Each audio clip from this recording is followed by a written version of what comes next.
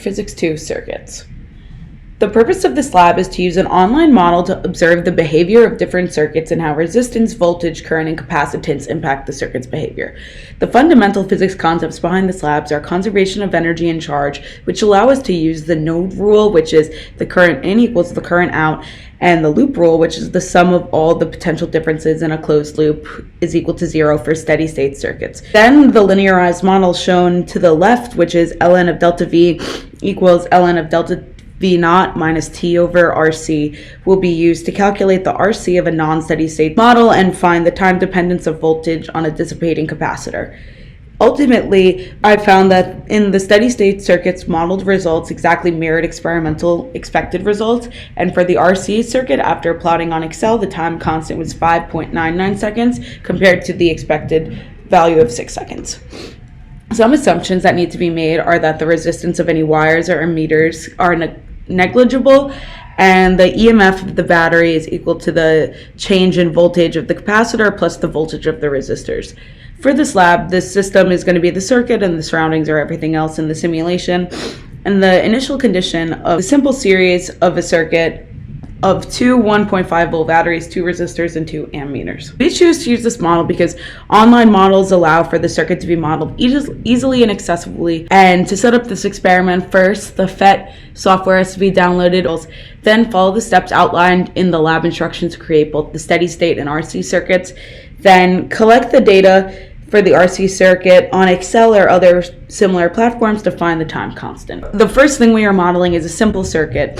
We predicted that the current in would be equal to the current out due to the node rule, and that the resistance of the circuit would be the sum of the resistances, which is equal to 100 ohms plus 47 ohms, which is equal to 147 ohms. We can then find the current using the voltage over the resistance, which is equal to 1.5 plus 1.5 due to the loop rule over 147, which is equal to 0.02, which matches our value from the modeling.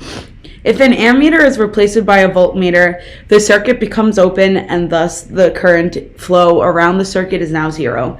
The voltage is 3 volts because the potential voltage from one end to another in an open circuit is equal to the EMF. Then finding the potential difference at points along the circuit previously labeled in the lab instructions A and H, the round trip voltage is 0, and when again adding the total voltage, you get 0, which also is supported by the loop rule. The graph to the right shows the change in voltage graph with steeper lines representing greater electric fields. And the circuit isn't altered after the ammeter is added due to how high its resistance is. Shorting the circuit by replacing the voltmeter with an ammeter in parallel, 100 ohm resistor makes a new path with 0 resistance, which would increase current from 0.02 amperes to 0.06 amperes. Using the data from step 5 and 6, you get a current, the resistor of 47 ohms to be 48 ohms, the resistance of 100 ohms to be 102 ohms, the resistance of the wire, and the resistance of the ammeter is 0. When the battery was connected and disconnected, the bulb started bright and current was maximized, and then brightness and current decreased until the new bulb was dim and current was 0. As the charge on the capacitor increases, current decreases.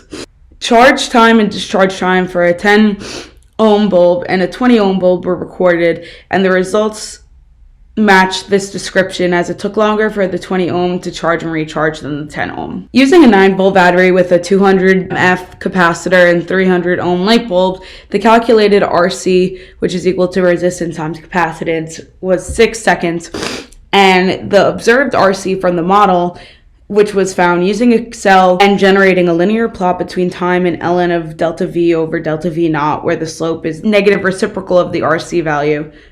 The blue curve is the exponential voltage versus time, and orange is linearized ln of delta V over delta V naught versus time. The slope of this line, which is equal to negative 1 over RC, is equal to negative 1.67. Thus, RC is equal to 0.599 seconds. The discrepancy between the model and the experimental values is very small at 0.167%. Some possible sources of error are that rounding on Excel and FET may have led to very minor discrepancies between model values and the observed values, and since a computer model was used, the only other source of error would be human error. What if a real ammeter was used instead of the ideal simulation? There would be a small amount of resistance, which would result in slightly lowering the current readings obtained, since previously we assumed that the ammeter had zero resistance. Lastly, what if a real battery was used to charge a capacitor without the resistor? The capacitor would charge extremely fast as there is no resistor to slow down the charging up of the battery. This would not happen in real life since batteries and ammeters have very small resistances in real life.